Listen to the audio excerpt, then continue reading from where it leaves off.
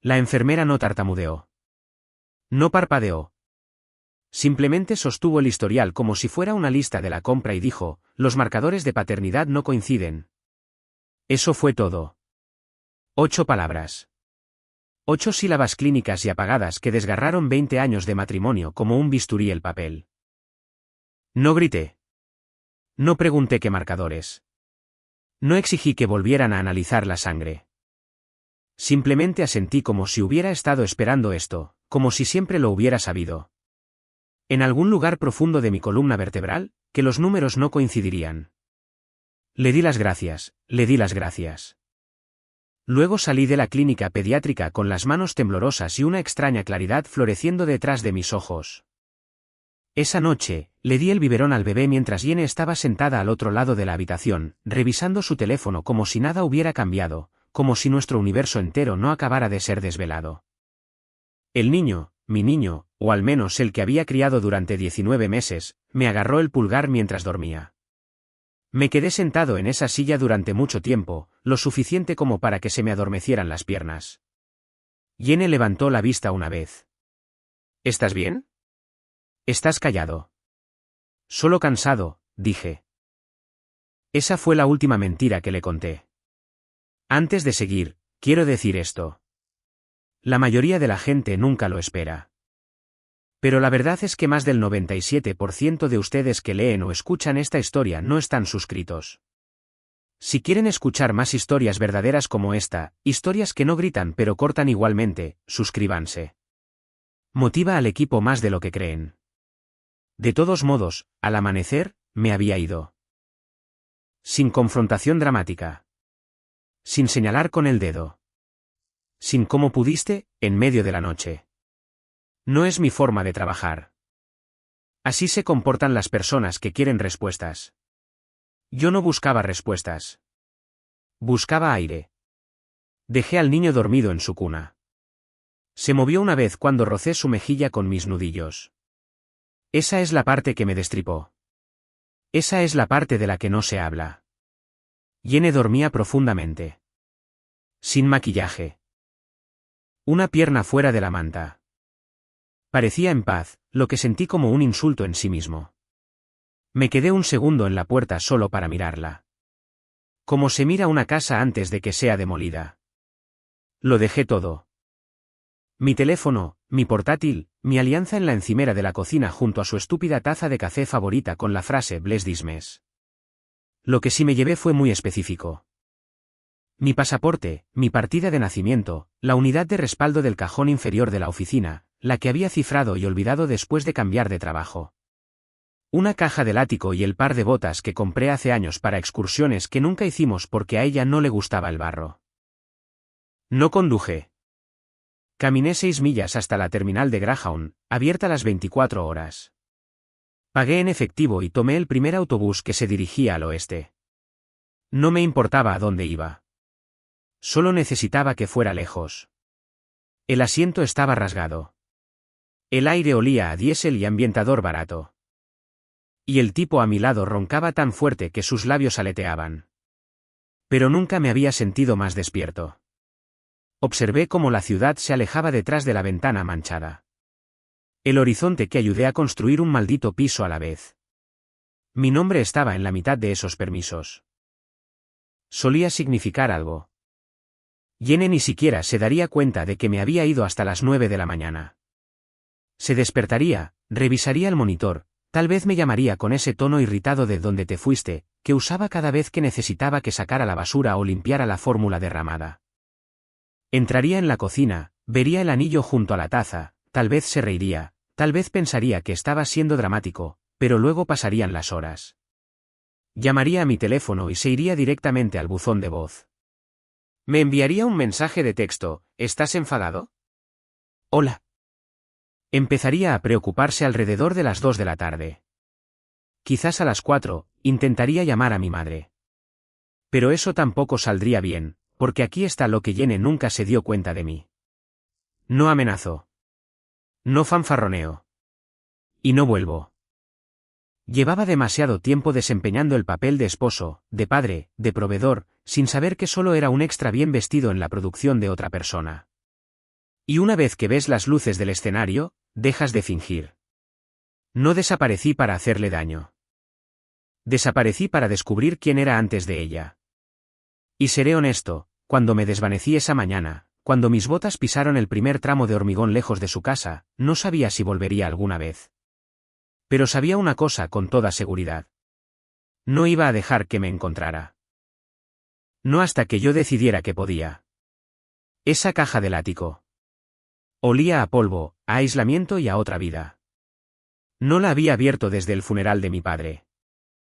E incluso entonces, solo la había tirado allí porque Jenny decía que era un estorbo. Dentro había mis papeles de baja de la Marina, un viejo encendedor Zippo, una foto en blanco y negro de mis padres el día de su boda y una libreta de espiral con una lista de números que antes significaban algo. Algunos de esos números todavía lo hacían. La unidad de respaldo era la verdadera joya. Ella nunca supo de ella porque siempre estaba demasiado ocupada reclamando cada cajón, cada estante, cada centímetro de espacio en la casa como suyo. Mi oficina se convirtió en su sala de ejercicios, mi rincón del garaje, su desbordamiento de jardinería. Pero ese cajón, el de abajo a la izquierda, cerrado, olvidado, guardaba un disco que registraba cada credencial de inicio de sesión que había usado en la última década, cada cuenta de ahorros antigua que había abierto antes de que fusionáramos nuestras finanzas. Y una copia del fideicomiso revocable que había modificado discretamente 2 años atrás. Salí de casa a las 4:37 de la madrugada, no porque necesitara empezar temprano, sino porque sabía que ella no se despertaría hasta las 7:15. El ritmo circadiano de Jenny era tan predecible como sus publicaciones de Instagram. Lunes, café y vida de mamá. Miércoles, vino y ombligo de semana, lol. Domingo, brunch con sus amigas y la mentira filtrada de nuestra pequeña vida perfecta.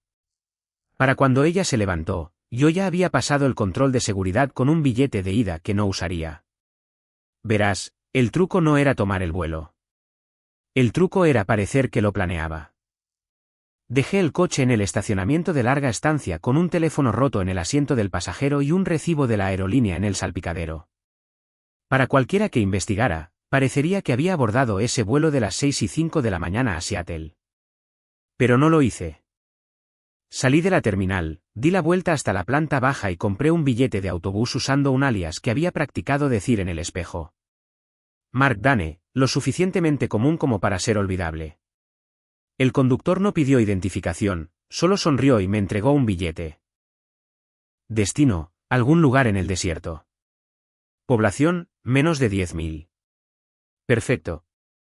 Me senté en la parte trasera de ese autobús con la caja en mi regazo y los pies planos en el suelo. No dormí. No comí. Solo vi salir el sol sobre el horizonte plano y no sentí nada. Ni rabia. Ni tristeza. Solo el lento deshielo de algo que no había sentido en años. Claridad. Pasé por un pueblo que parecía no haber actualizado su señalización desde 1987. Lo anoté en mi mente. Quizás me detendría allí. Quizás no. La mujer que tenía delante no paraba de darse la vuelta como si me reconociera. No lo hacía. No realmente. Solo intentaba averiguar por qué un hombre con un corte de pelo militar y una mirada perdida viajaba en un autobús a ninguna parte con una caja de cartón y sin maleta. Podría haberle dicho que huía de algo. Pero la verdad era más sencilla. No huía. Me despojaba. Al cruzar la tercera frontera estatal, había eliminado todo rastro digital de mí mismo. El teléfono desechable que activé lo compré en efectivo y no lo registré. Inicié sesión en una antigua cuenta de corretaje vinculada a un apartado de correos que todavía poseía técnicamente y redirigí fondos. No era rico, pero tampoco estaba desesperado. La pena llegaba en olas, aguda, fría, luego se iba. Lo que dolía no era la traición. Era la estupidez. La mía. Recordaba haber pintado la habitación del bebé a mano, haber construido la cuna desde cero, haberme parado en la ventana del hospital con lágrimas en los ojos, pensando, para esto están hechos los hombres. Resultó que yo estaba hecho para otra cosa. Algo más silencioso. Sin nota, sin despedida, sin carta de venganza cuidadosamente impresa y colocada donde ella la encontraría junto a su neceser de maquillaje. No estaba interesado en darle una lección. Estaba interesado en desaparecer tan completamente que incluso la idea de mí dejara de existir. Sus amigas especularían. Su madre lloraría. La vecina de los pantalones de yoga demasiado ajustados diría algo engreído como, siempre me pareció un poco intenso, y llene. Ella pasaría de confundida a preocupada, a enfadada, a desesperada. No me importaba nada de eso porque en un trastero a 800 millas de distancia, bajo otro nombre, ya había conseguido un apartamento de alquiler, una habitación, barato, pagado en efectivo. Y un trabajo en una ferretería que no hacía demasiadas preguntas siempre y cuando llegaras a tiempo y no olieras a metanfetaminas. Esa primera noche, cené un sándwich de gasolinera en total silencio. Sin monitor de bebé. Sin el eco de los comentarios pasivo-agresivos de Jenny desde el otro lado de la casa. Sin fachada, solo yo. No se sentía como libertad. Todavía no. Se sentía como papel en blanco, como el momento antes de trazar la primera línea. Apagué la luz y me acosté en el colchón del suelo, mirando el techo. No recé. No planifiqué. Solo dejé que el silencio se extendiera. Para ella, me había desvanecido en el aire. Pero no había desaparecido. Solo había cambiado la gravedad. El primer instinto de Jenny fue el control. Por supuesto que sí. Asumió que estaba de farol. Algún berrinche de hombre de mediana edad en el que dormiría en un hotel unas noches, volvería avergonzado y se disculparía por reaccionar de forma exagerada. Eso es lo que les dijo a sus amigos en el brunch. Me imagino que las palabras salieron de su boca con una indiferencia practicada. Está abrumado. Ya sabes cómo se pone. Necesita espacio. ¿Volverá? Incluso dejó mi plato en la cena las 2 primeras noches. Como si fuera un perro que se había perdido y pudiera encontrar el camino a casa con el olor a pastel de carne. Pero al 4.º día, dejó de fingir. Empezó a hacer llamadas. Todavía no a la policía. Eso habría significado admitir que había perdido el control. No, empezó con mi hermano. Ese fue su primer error. ¿Has sabido algo de él?, preguntó, con la voz tensa. Mi hermano siempre ha sido mejor actor de lo que le reconozco. No he hablado con él en unos meses, dijo. La última vez que supe, estaba abrumado en el trabajo. ¿Se fue? Creo que me dejó. Pausa. Luego un suspiro. Eso no suena a él.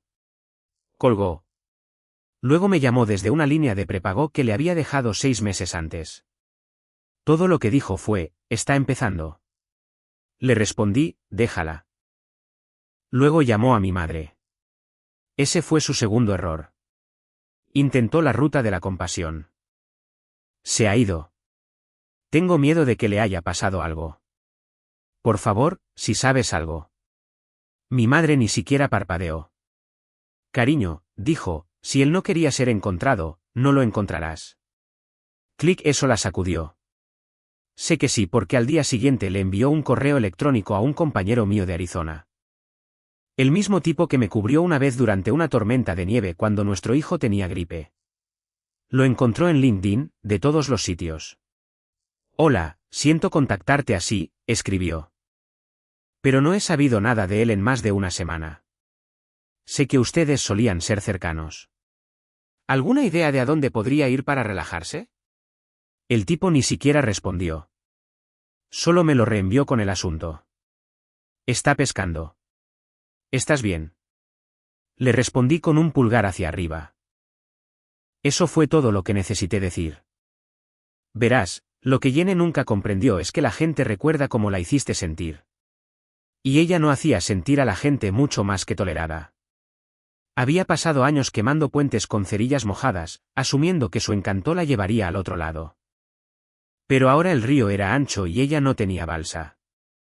Después de la segunda semana, comenzaron las publicaciones. Primero vagas, luego cada vez más desesperadas. Si alguien ha visto a mi marido, por favor envíenme un mensaje directo. Solo queremos saber que está a salvo. Por favor, compartan. Nuestro hijo extraña a su padre. Nuestro hijo. Su hijo. Un niño al que había alimentado, abrazado, protegido hasta que ese análisis de sangre me recordó que yo era solo un sustituto, un padre fantasma. Actualizó su foto de perfil de Facebook a una foto sonriente de los tres en un huerto de calabazas del octubre anterior. El pie de foto era casi poético en su delirio. Vuelve a casa. Te queremos. Sus comentarios estaban llenos de simpatía, emojis de corazón, oraciones. Pero noté que ninguno venía de personas que realmente me conocieran, solo conocidos, vecinos, mamás de la asociación de padres, las que pensaban que Jenny era una esposa devota y que yo era el marido afortunado. Ella no sabía que el silencio no era solo mío. Estaba cuidadosamente orquestado. El puñado de personas que podrían haber tenido una mínima idea de a dónde iría, habían sido informadas mucho antes. No les di detalles, solo lo suficiente para reconocer la señal. Si alguna vez desaparezco, le dije a mi hermano. No busques, no preguntes, solo sé que respiro y estoy mejor. Él asintió una vez. Lo mismo va para ti, mamá, le dije a mi madre. Sus ojos se llenaron de lágrimas, pero ella me apretó la mano y dijo, entonces ve y sé libre. Había plantado esas semillas un año antes de irme. No porque esperara la prueba, sino porque había notado las fracturas, las noches tardías, los recibos extraños, la actitud defensiva envuelta en condescendencia. Estás paranoico. Es todo tu estrés laboral. Eso me dijo la noche que le pregunté por el kilometraje extra del coche. Eso no es lo que piensas. Se rió cuando encontré una sudadera con capucha de hombre en el maletero. Tienes demasiado tiempo libre. Se burló cuando señalé la conferencia nocturna que nunca mencionó en su calendario. Pero nunca discutí. Solo lo registré todo. A la tercera semana de mi ausencia, Jenny finalmente fue a la policía. Tenía que hacerlo. La gente cuchicheaba. Sus padres la llamaban. El informe fue formal. Marido desaparecido. No hay señales de juego sucio. Visto por última vez saliendo de la consulta del pediatra. Las notas del policía fueron contundentes. Sin enemigos conocidos. Finanzas en orden. Posible desaparición voluntaria. Debió de estar furiosa. No porque pensaran que me había ido, sino porque no parecían ansiosos por encontrarme.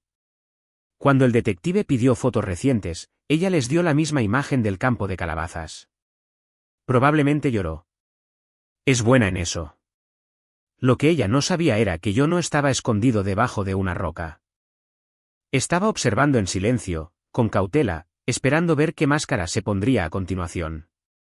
La ansiedad no solo se había instalado. Había hecho metástasis. Ella no se dio cuenta de que no me había ido. Había quemado el mapa. La cámara la captó en el ángulo justo. Rímel corrido, barbilla temblorosa, una voz quebrada que se rompió perfectamente a tiempo. Si estás ahí fuera, por favor, vuelve a casa. Te extrañamos. Te extraño. Se emitió en las noticias de las 6 en un martes tranquilo. Sin asesinatos, sin escándalos del consejo escolar, solo una madre local ruega por el regreso de su marido desaparecido. Música de piano suave. El plano de nuestro porche. El carillón que ella siempre dijo que era de mal gusto. Ahora, de repente, un símbolo de anhelo. El oso de peluche que ella posó junto a la maceta. El mismo oso que una vez llamó un recogedor de polvo. Ella interpretó el papel de esposa abandonada como si estuviera audicionando para un Emmy. Y por un minuto funcionó. La gente comentó. Pobre mujer. Ese niño necesita a su padre. Espero que esté a salvo. Esto es desgarrador. Pero aquí está el problema de fingir para la cámara. Finalmente, Internet nota las grietas. Y Jenny. Ella nunca supo cómo cubrir sus costuras. En 48 horas, apareció un subreddit. Alguien publicó capturas de pantalla de su Facebook de hace meses. Fotos de fiestas, selfies en la playa. Una donde escribió, tan agradecida por el increíble apoyo que tengo en mi vida.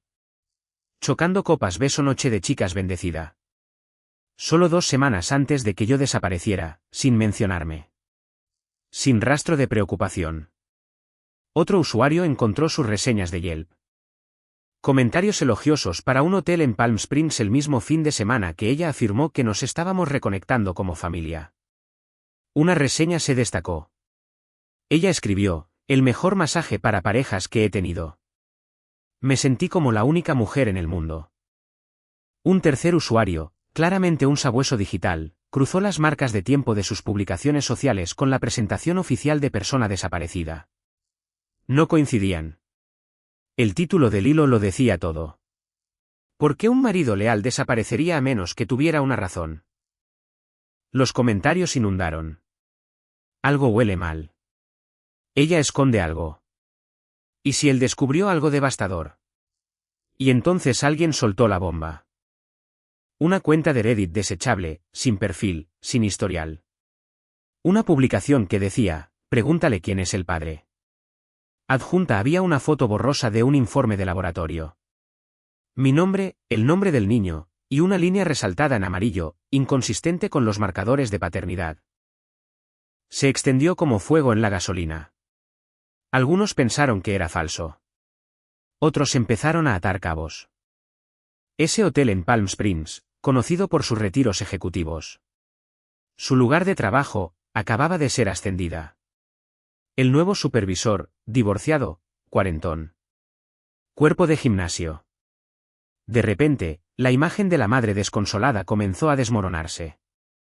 Una mujer de nuestro antiguo vecindario comentó en una publicación de blog. Ella siempre pareció extraña, controladora, como si todo tuviera que girar en torno a ella, incluso él. La narrativa se invirtió casi de la noche a la mañana. La simpatía se transformó en sospecha. Sus mensajes directos se llenaron de veneno. ¿Engañaste? ¿Dónde está? ¿Mentiste a la policía? ¿Es el niño siquiera suyo? Se puso en modo privado en todas las plataformas, eliminó publicaciones antiguas, borró fotos, pero ya era demasiado tarde. Internet había olido la sangre. Y aún así, ella no tenía idea de dónde estaba yo. Pero yo lo observaba todo. En silencio, con cautela. Vi la conferencia de prensa donde ella se conmovió y murmuró: éramos felices. Teníamos nuestras rutinas. Simplemente no entiendo. El detective a su lado ni siquiera parpadeó. Conocía esa mirada. Era la mirada de alguien que tenía sus dudas pero no podía decirlo en voz alta. Aún no. Empezó a ponerse nerviosa en las entrevistas, a la defensiva. No sé por qué la gente me ataca. Las redes sociales son tóxicas. Ninguna de estas personas me conoce. Esto es sobre mi marido desaparecido. No chismes. Pero las grietas se habían extendido como una telaraña por el cristal. Un bloguero incluso escribió un artículo titulado: Cuando las víctimas mienten, la desaparición de un marido y la máquina de detectives de Internet. Intentó recuperar el control. Publicó un selfie con el niño. Leyenda: él solo quiere que su papá vuelva a casa. Por favor, dejen de difundir mentiras. Los comentarios no la perdonaron. Un usuario publicó: entonces dile la verdad. Toda la verdad. Otro escribió: curioso, no lloraste tanto cuando él estaba aquí. Y debajo, alguien publicó la foto del laboratorio de nuevo, más nítida esta vez, menos borrosa, claramente filtrada por alguien con acceso. Tal vez la clínica, tal vez un técnico, tal vez alguien con conciencia. Pero no importaba quién. Lo que importaba era que ella ya no controlaba la narrativa. Estaba expuesta y a la defensiva. Y por primera vez, Jenny estaba siendo vista por lo que era. No una víctima, no una viuda, sino una mujer que había construido su casa de mentiras sobre una base que pensó que nadie revisaría. Y ahora el mundo la observaba hundirse. Cuando la gente huye, deja patrones, migas de pan, recibos, pins de GPS, pequeñas huellas digitales que finalmente llevan a casa, a menos que nunca se hayan dejado para empezar. Jenny asumió que yo era descuidado, que bajo el frío silencio y el acto de desaparición, me había resbalado en algún lugar, usado una tarjeta de crédito, iniciado sesión en un correo electrónico antiguo, renovado mi licencia de conducir. Cualquier cosa. Se equivocó. El investigador privado que contrató era un ex policía estatal. 50 y tantos años, divorciado, 3 ex esposas, un estómago lleno de bourbon y suficiente resentimiento para hacerlo peligroso. Me imagino que lo encontró en una de esas redes de rumores. Discreto, eficaz, caro. Su primera llamada fue a nuestro antiguo banco. Un callejón sin salida. Las cuentas habían quedado inactivas. Intactas desde la semana en que desaparecí. Siguiente parada, el departamento de vehículos motorizados.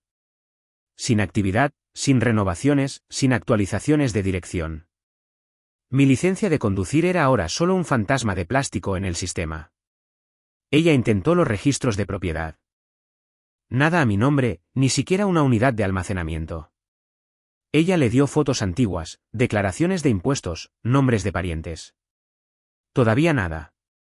El PI informó con una actualización de 3 palabras, se ha vuelto invisible. Lo que ella no sabía, y lo que él nunca podría adivinar, era que yo había pasado el último año preparándome para esto mucho antes de que la prueba de alergia activara el interruptor final. Había drenado lentamente cada cuenta compartida, redirigiendo fondos a través de una cadena de LLC que creé cuando todavía era su esposo amoroso con demasiado tiempo libre. Una para consultoría, otra para servicios digitales, una puramente como un caparazón para capturar transferencias bancarias mal dirigidas. Todo legal, todo limpio, todo imposible de rastrear a menos que supieras dónde cavar. Ahora trabajaba bajo un nombre diferente. Nada exótico, solo Dale Archer, a tiempo parcial en un desguace de metal, a tiempo parcial conserje en un almacén que pagaba en efectivo y nunca pedía un W2. En mis horas libres, reconstruía muebles para un veterano jubilado que me pagaba en sobres y fumaba como una chimenea. Aprendí a soldar, me dejé crecer la barba, comía como un granjero. Mi apartamento era de un dormitorio sin internet y un teléfono plegable prepago que nunca salía del modo avión a menos que tuviera que enviar un mensaje al tipo de los trabajos de soldadura. Todas las mañanas me despertaba a las 5:30. Café, sin azúcar, sin crema, solo caliente y amargo como la verdad. Ladrillo a ladrillo, me reconstruí en alguien con quien pudiera soportar estar solo. Y en algún lugar, Jenny se desmoronaba. Hizo otro intento con mi madre. Esta vez apareció con flores y el niño a remolque, como un accesorio. Mi madre abrió la puerta, la miró fijamente a la cara y ni siquiera miró al niño. Por favor, dijo Jenny, poniendo esa voz suave y rota que usaba cuando quería que la gente sintiera lástima por ella. Solo quiero hablar, de mujer a mujer. Mi madre salió, cerró la puerta a medias detrás de ella. Miró a Jenny como si fuera algo encontrado debajo de un frigorífico. Sé que sabes algo, suplicó Jenny. Él no se iría así. No para siempre. Sí que lo haría, dijo mi madre, con voz baja. Y lo hizo. ¿Por qué? Mi madre dio medio paso más cerca. Porque le destrozaste el alma y sonreíste mientras lo hacías. Jenny parpadeó. Y ya no es tu marido, terminó mi madre y le cerró la puerta en la cara. Esa parte me hizo reír cuando me lo contó más tarde. El clic del cerrojo. El silencio atónito en el porche.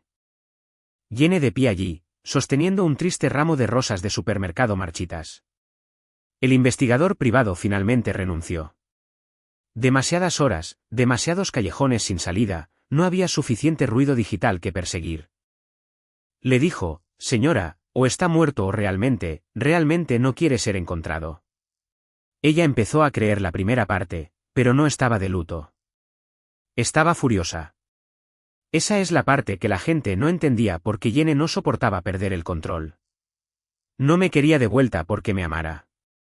Me quería de vuelta porque yo había tomado una decisión sin ella. Ella era la directora de cada guión y yo me había salido del libreto. Los medios de comunicación habían dejado de llamar. Sus puntos de simpatía se habían agotado. El niño, nuestro hijo compartido, como a ella le gustaba decir, estaba creciendo, haciendo preguntas, sintiendo cosas. ¿Dónde está papá? Está de viaje. ¿Por qué no lo llamamos? Porque está ocupado. Cada mentira se apilaba sobre la anterior, como ladrillos podridos en una casa hueca, y a 1200 metros de distancia, yo lijaba el borde de un banco roto en un garaje iluminado por el sol. Escuchando una cinta de casete de blues antiguo y viendo cómo el polvo se asentaba sobre una vida que ya no lamentaba haber dejado. ella había chocado contra la pared, y cada vez que se lanzaba contra ella, pensando que podía atravesarla, solo encontraba el silencio al otro lado, no porque me estuviera escondiendo, sino porque ya había empezado a construir la vida que ella nunca vio venir. Durante años, así fue el tiempo que tardó el mundo en dejar de susurrar su nombre. Lo suficiente para que los chismes se apagaran, para que la simpatía se pudriera en algo agrio y olvidable. Jane se mudó de apartamento, cambió de trabajo, relanzó sus redes sociales con citas de bienestar y fotos de brunch en tonos pastel, como si nunca se hubiera plantado frente a las cámaras suplicando el regreso de un hombre al que había destruido silenciosamente. Y luego, una tarde, recibió un mensaje de un número que no tenía guardado, pero que reconoció vagamente. Era solo una foto, un escáner de la última página de Mountain West Trails, una revista regional de senderismo que nadie lee a menos que haya renunciado a la vida en la ciudad y haya aprendido a pronunciar grampones. Un grupo de voluntarios, con rostros ásperos y curtidos por el sol, todos posando frente a un refugio de sendero a medio reparar en el sur de Utah. En el centro, un hombre alto sosteniendo un martillo de carpintero, vistiendo un pañuelo gris y un forro polar azul marino. No fue la cara lo que la impactó. La barba era más espesa, la mandíbula más ancha, los ojos sombreados. Fue la postura, la forma en que los hombros se curvaban ligeramente hacia adelante, la inclinación de la cabeza como si estuviera escuchando algo que nadie más podía oír. Sus pulgares temblaron mientras hacía zoom. El mensaje que acompañaba la foto decía, «¿Es él?». Ella no respondió. No tenía por qué hacerlo. Compró un billete esa noche. Salt Lake City, con salida a las 6:45 de la mañana. Hay personas que buscan el cierre porque quieren paz. Jane lo buscaba porque no soportaba el silencio. Años de no saber la habían carcomido hasta los huesos. No quería arreglar nada. Quería que la historia volviera a sus manos. Pero yo ya no era una historia. Volví a ser un hombre. Cuando aterrizó, alquiló un jeep, siempre compensando en exceso, y condujo 4 horas hacia el sur, adentrándose en los matorrales. El inicio del sendero estaba publicado en la leyenda de la revista, Equipo de Restauración en Beagle Bluff, liderado por el voluntario Dale Archer. Buscó el nombre en Google, no encontró nada. Ni Facebook, ni LinkedIn, ni lista de bodas, pero sabía que el nombre no importaba. Las líneas de mi rostro habían cambiado, pero no su peso. Llegó al polvoriento aparcamiento cerca de la entrada del sendero justo después del mediodía. Sus manos aferradas al volante como si le debiera respuestas. Vio a excursionistas a lo lejos que bajaban en parejas. Ninguno se parecía a mí, así que esperó. Y fue entonces cuando salí del linde del bosque, el sombrero bajo, la barba espesa, un cuchillo de tallar en mi cinturón, el tipo de hombre que evitarías en una gasolinera si estuvieras en la parte equivocada del país. Se quedó paralizada, los labios entreabiertos. Salió del jeep y se quedó junto al capó, con las manos temblando como si no supiera qué hacer con ellas. James, dijo, apenas un susurro. No me inmuté. Seguí caminando. Ella dio un paso adelante. James, soy yo. Me detuve, la miré lo suficiente como para que sus rodillas se doblaran un poco, porque cualquier esperanza que hubiera llevado en ese vuelo, cualquier fantasía que hubiera alimentado durante 4 años sobre reuniones entre lágrimas y segundas oportunidades, murió allí mismo en ese aparcamiento de grava. El hombre frente a ella ya no era su marido. Él era alguien más duro, más agudo, más curtido en todos los lugares que ella nunca tocó. Se acercó. No lo sabía. Lo juro por Dios. No lo sabía. Incliné la cabeza. ¿Sobre qué? Ella parpadeó. La prueba. Yo no. Él me dijo. Pensé. Levanté la mano para detenerla. Pensaste muchas cosas. El silencio se extendió entre nosotros. Ella se quedó mirando la cicatriz de mi mano.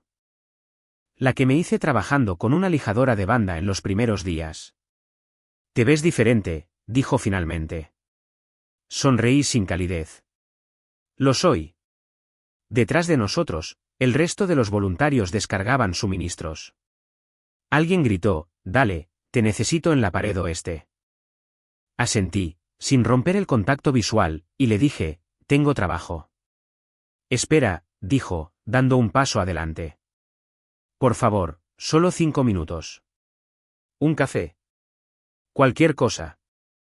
Lo consideré, no porque quisiera, sino porque quería que escuchara lo que venía después. Señalé el pequeño refugio más arriba en el sendero. Paramos para almorzar a las 2. Puedes sentarte, puedes hablar, pero ya no puedes exigir nada. Ella asintió rápidamente, como una mujer ahogándose a la que le tienden una cuerda que no se da cuenta de que está atada a un ancla. Mientras me alejaba, no miré hacia atrás. Ella pensaba que estaba cerca, pero no tenía idea de lo lejos que aún estaba. El refugio se alzaba al borde de una cresta rocosa, a 3000 pies sobre la carretera asfaltada más cercana, donde las torres de telefonía cedían y el aire picaba a pino y a humo viejo. No era un lugar para sentimentalismos. Era un lugar para el trabajo, crudo, cruel y silencioso. Me gustaba así. Aquí, la gente hablaba en voz baja y miraba al frente. Llevaban lo que necesitaban y dejaban el resto atrás. Ella no pertenecía aquí, pero allí estaba, de pie en el límite del bosque, mirándome barrer los escombros del camino como si el pasado no la hubiera seguido montaña arriba.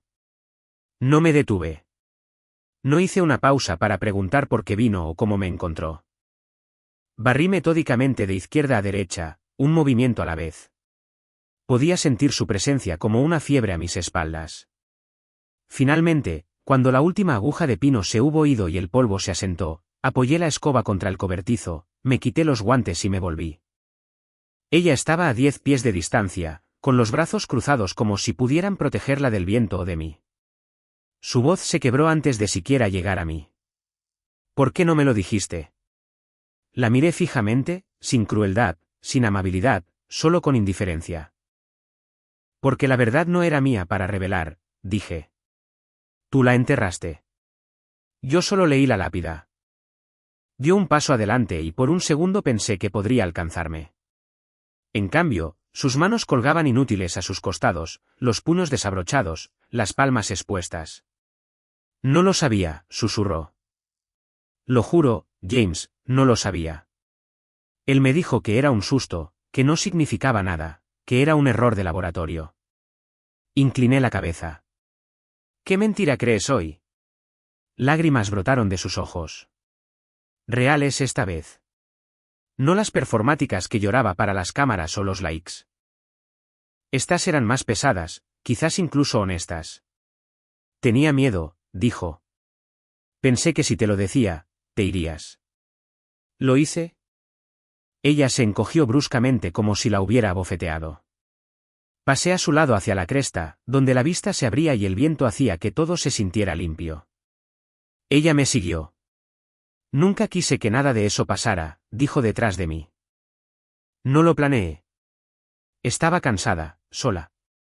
Siempre estabas trabajando, siempre metido en tu cabeza. Me volví para mirarla. Me engañaste, dije, tranquila y llanamente. Luego me mentiste. Luego me dejaste criar un hijo que no era mío porque era más fácil que asumir lo que hiciste. Y cuando lo descubrí, cuando la enfermera dijo esas palabras en voz alta, ni siquiera te diste cuenta.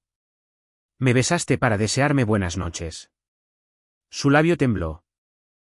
Iba a decírtelo tarde o temprano.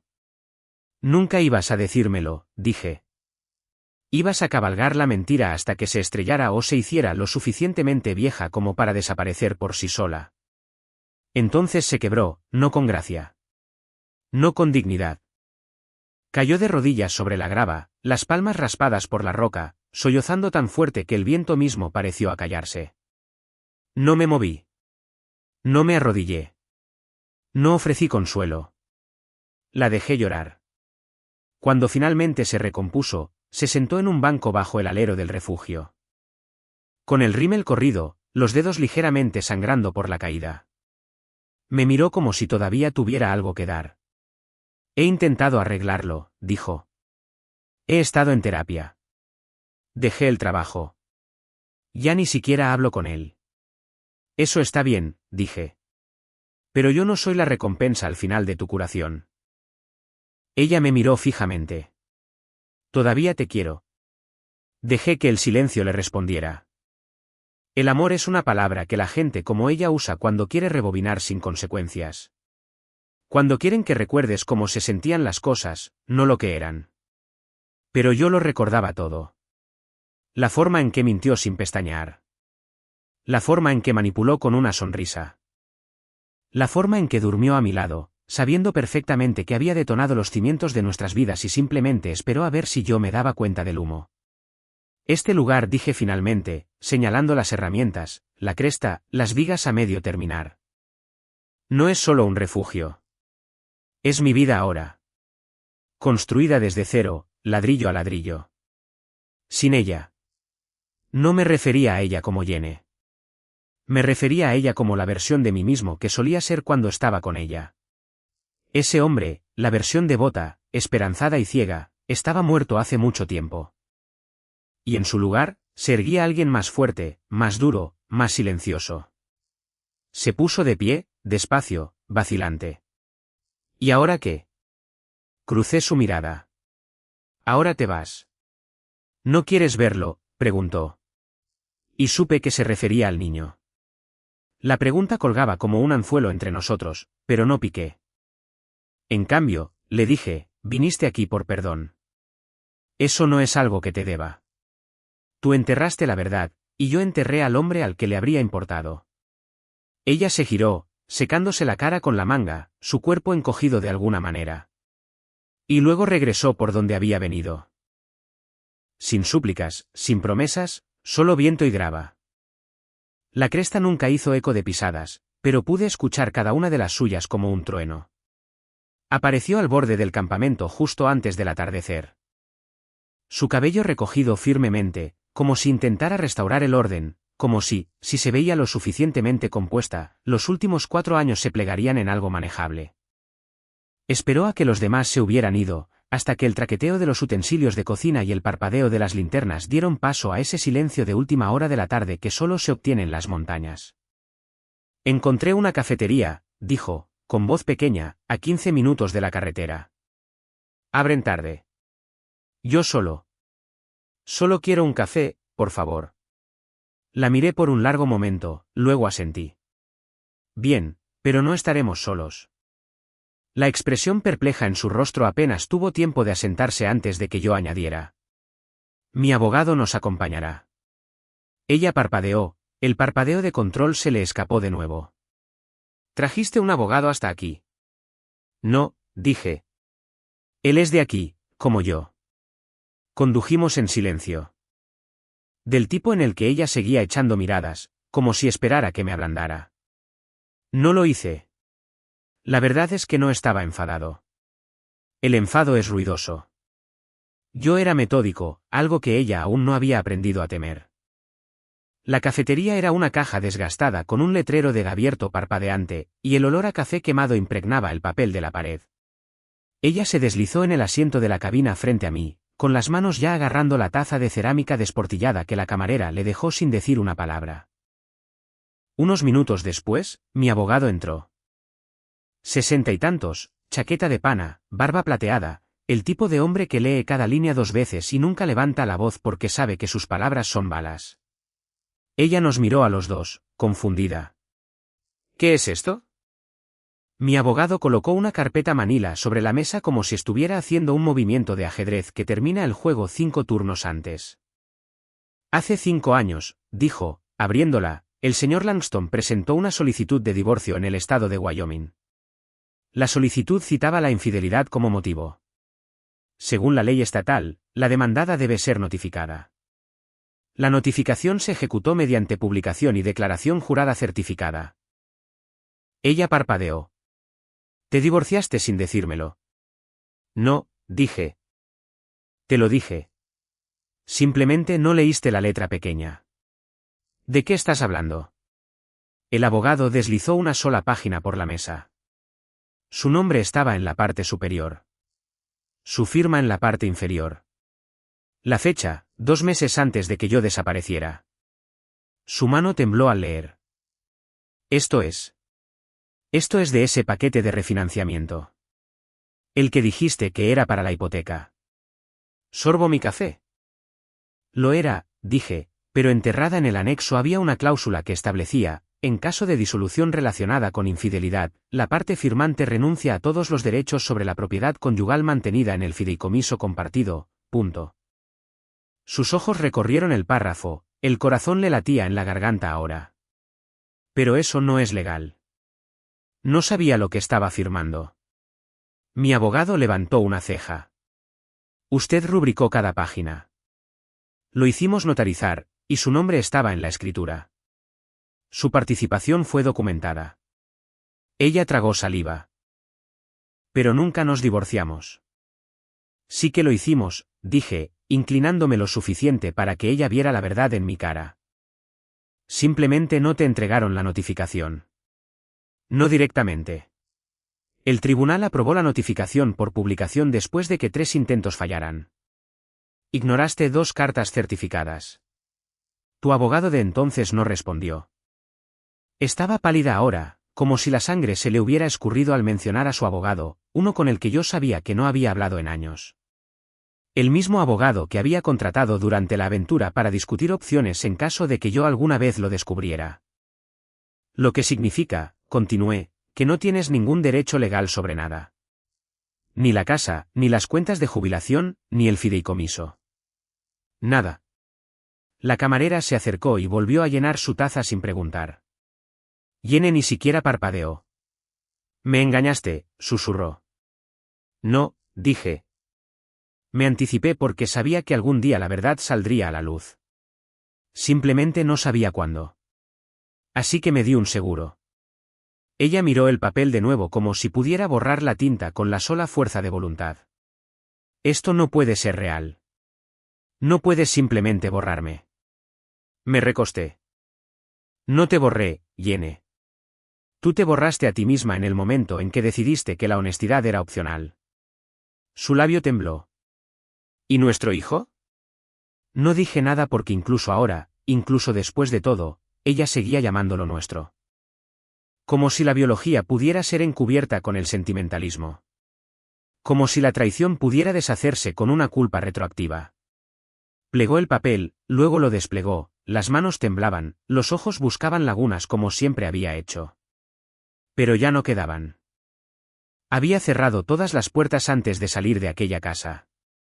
Y fue entonces cuando se derrumbó. No físicamente, no dramáticamente, sino internamente. El derrumbe que sientes cuando la actuación termina. Y no hay bis. Sus hombros se encogieron. Sus ojos perdieron el foco. Los dedos que antes culpaban a todos los demás, ahora flotaban allí, inútiles. La dejé sentarse en ello. El sabor amargo de la consecuencia. Pensó que tenía tiempo. Tiempo para hilar la narrativa. Tiempo para arreglar la imagen. Tiempo para atraerme de nuevo con lágrimas y confesiones. Pero el tiempo ya no era suyo. Era mío. Empezó pequeño. Un podcast de nicho escondido en algún lugar entre el crimen real y la autosuficiencia. Presentado por 2 exmilitares que intercambiaban historias de TEPT y reseñas de equipos de supervivencia por confesiones nocturnas sobre vidas rotas. Su enfoque era los hombres que desaparecían. No criminales, no fugitivos, solo hombres que un día decidieron irse. Uno de ellos había leído un hilo de Reddit sobre mí. Una de esas conspiraciones de papel de aluminio envueltas en medias verdades y conjeturas emocionales. Hombre desaparecido tras descubrir que el hijo no era suyo. Esposa alegó abandono. Internet descubrió por qué. Enviaron un mensaje a través de una bandeja de entrada ficticia que yo usaba para observar discretamente cómo el mundo se pudría. Nos encantaría grabar un breve segmento.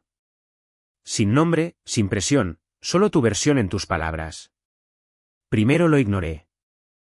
Pero una mañana, mientras veía la nieve caer fuera de la cabaña donde ahora vivía, un lugar tan remoto que las estrellas sentían envidia, abrí el micrófono y me quedé en silencio durante 20 minutos completos antes de decir una palabra.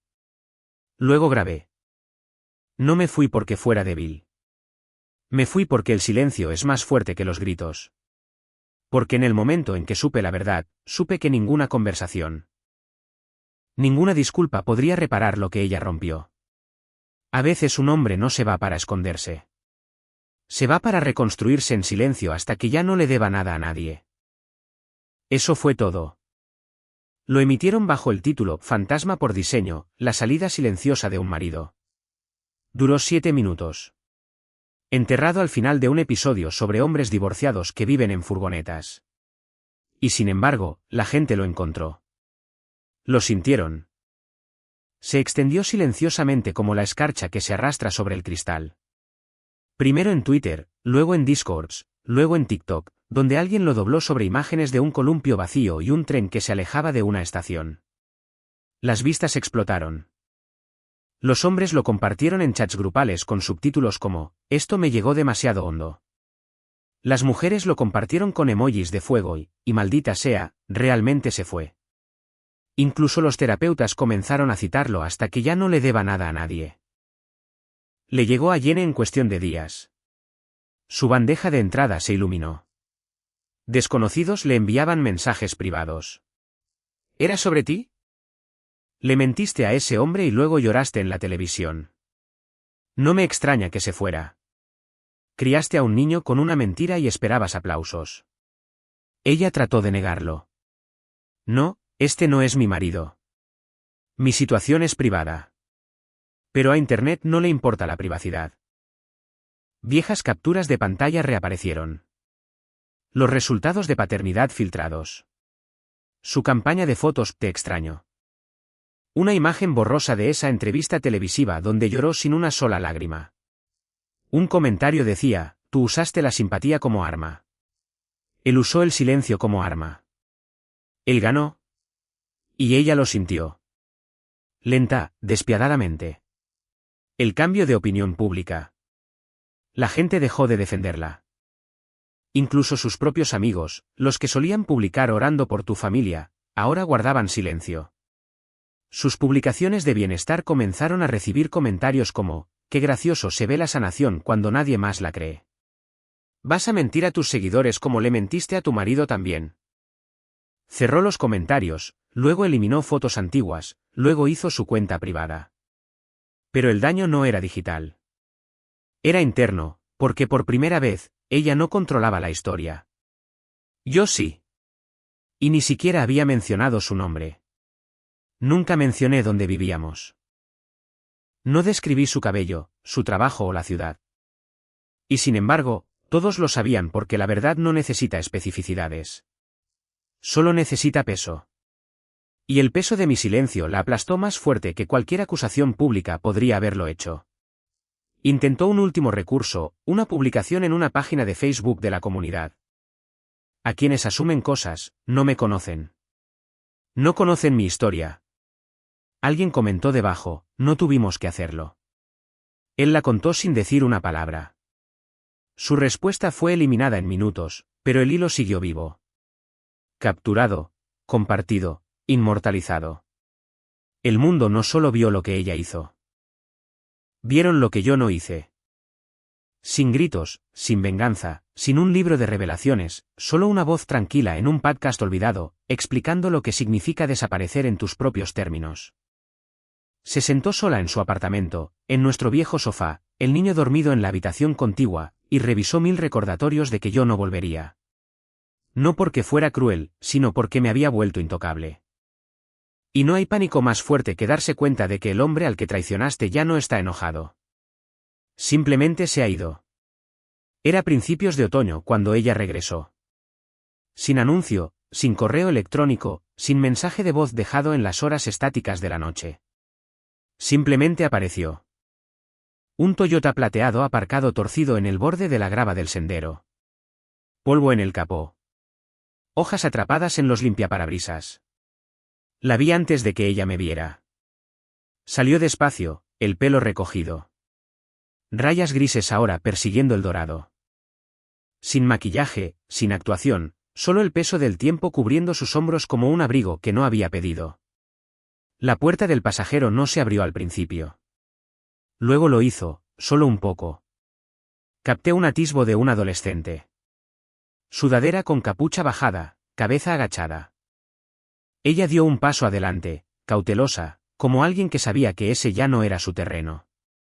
No había reporteros, ni micrófonos, ni teatro público, solo agujas de pino bajo los pies y esa aguda quietud de montaña que te hace hablar más suave sin saber por qué. Cuando me alcanzó, no lloró. Esa parte de ella ya había terminado. En cambio, se quedó allí, con las manos apretadas delante de ella como un niño que pide perdón sin entenderlo del todo. Él quería ver dónde vives, dijo, asintiendo ligeramente hacia el coche. Yo no respondí. No le dije quién eras. Al principio no. Solo le dije que eras alguien importante para mí. Pero luego el podcast, los vídeos, los comentarios, él empezó a atar cabos. Es inteligente. Tú estarías orgulloso. Todavía no dije nada. He cometido errores, añadió. Pero pensé que tal vez, solo tal vez, si lo vieras, si él te viera, podrías. Dejó que la frase muriera. No tenía sentido terminarla. Luego me miró de verdad a la cara, a mi silencio, y susurró, ¿volverás alguna vez? La estudié, las líneas de su rostro, la ausencia de calor en sus ojos. Ni ira, ni amor, solo erosión, como si la vida la hubiera desgastado grano a grano. Luego lo miré a él, al chico en el coche, su rostro ahora parcialmente visible, observándonos. Tenía mi postura, pero no mi sangre. Tenía mis hábitos, la mirada tranquila, la quietud, pero ninguno de mi nombre. Caminé unos pasos hacia el coche, lo suficientemente cerca para que él viera mi cara con claridad. Su mano se movió hacia la manija de la puerta, incierta. Sus ojos escanearon los míos en busca de algo. Reconocimiento tal vez, o permiso. Me volví hacia ella y suavemente le dije, nunca fui yo quien se fue. Su aliento se cortó solo una vez. Sin sollozos, sin un gran colapso, solo silencio. Profundo, honesto. Ella asintió y por primera vez en su vida, Jenny no discutió.